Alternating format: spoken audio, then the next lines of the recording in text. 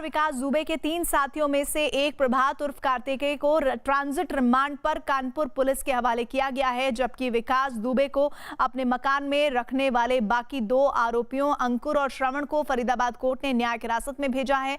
इससे पहले फरीदाबाद पुलिस ने न्यू इंदिरा नगर इलाके में छिपे विकास दुबे को पकड़ने के लिए दबिश डाली थी और विकास दुबे को अपने मकान में छिपाने के आरोप में उसके रिश्तेदारों अंकुर और श्रवण के साथ विकास के साथी प्रभात को गिरफ्तार किया गया था, जबकि मौके से विकास भाग निकलने में कामयाब हुआ था। तो विकास के साथियों को लेकर फरीदाबाद कोर्ट में जो पेशी हुई है, उस मामले में अहम जानकारी है कि मुठभेड़ के बाद 3 लोगों को फरीदाबाद में आज सुबह पकड़ा गया था पुलिस के द्वारा। प्रभात को ट्रांजिट रिमांड दी है कोर्ट ने और साथ ही यूपी पुलिस कानपुर ले जाकर प्रभात से पूछताछ करेगी। इस मामले में ट्रांजिट रिमांड पर पुलिस कोशिश करेगी कि ज्यादा से ज्यादा विकास दुबे से जुड़ी हुई जानकारियां उसके काले कारोबार के बारे में पता चल पाए। कानपुर में पुलिस पर हमले के आरोपी विकास दुबे की पत्नी के भी राजनीतिक रिश्तों की बात सामने आई है। बताया जा रहा है कि विकास की पत्नी ऋचा ने समाजवादी पार्टी की आजीवन सदस्यता ली थी और इसका सर्टिफिकेट भी वायरल हो रहा है। उसकी पत्नी को लेकर यह अहम दस्तावेज सामने आया है, जिसमें कानपुर में पुलिस पर हमले के आरोपी विकास दुबे की पत्नी के राजनीतिक रिश्तों की बात पुख्ता हो रही है।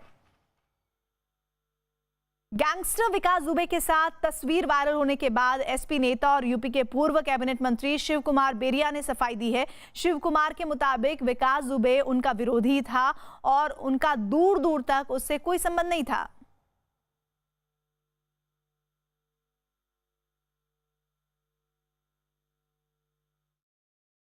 पूर्व कैबिनेट मंत्री शिव कुमार बेरिया के साथ भी विकास दुबे का एक फोटो वायरल हो रहा है। हमारे साथ बात करने के लिए खुद शिव कुमार बेरिया जी मौजूद हैं। उनसे बात करते हैं किस तरीके के उनके संबंध थे विकास से। जी आप बताइए किस तरीके के संबंध थे उनसे?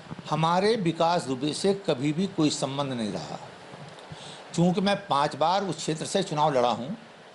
चुनाव के दौरान जो चुनाव लड़ता है उसको हर गांव घूमना पड़ता है, हर घर में जाकर वोट मांगना पड़ता है। तो हमारी कभी कोई फ़ोटो खींची भी होगी तो चुनाव के दौरान की होगी, जब मैं उस गांव में वोट मांगने गया हूं। तो वोट मांगने जब नेता निकलता तो हर घर जाता है, हर दरवाजे जाता है, वोट मांगता है। वोट मिलता है नहीं मिलता है वो तो समय बताता है। और मैं जितने चुनाव लड़ा हूं तो इस गांव में हमेशा मैं हारा हूं, कभी भी इस गांव में चुनाव में जीता नहीं। और अगर मेरा कोई नेक्सस उस गाँव में उससे होता तो मुझे चुनाव जीतना चाहिए था। उस गाँव में जो नेता चुनाव जीतते रहे हैं उन नेताओं का जरूर संबंध हो सकता है, क्योंकि बिना उसकी मर्जी के उस गांव में कोई चुनाव नहीं जीत सकता। मेरे चुनाव में तो इसने बूथ कैप्चर कर लिया था मेरा वहाँ, और मुझको जब सूचना मिली तब मैं भागकर उस गांव पहुंचा था। आप बता रहे हैं कि आपके चुनाव के दौरान वो बूथ कैप्चरिंग में लगा हुआ था। किसके लिए बूथ कैप्चरिंग कर रहा था? कौन सियासी पार्टी थी जिसके लिए वो मददगार साबित हो रहा था? वो मदद कर रहा था, कौन प्रत्याशी था उसका? बहुजन समाज पार्टी के लिए कर रहा था। वो कोई अधिकारी की महिला थी, चुनाव लड़ रही थी, तो उसके लिए वो काम कर रहा था, उसका काम कर रहा था, बसपा कर रहा था।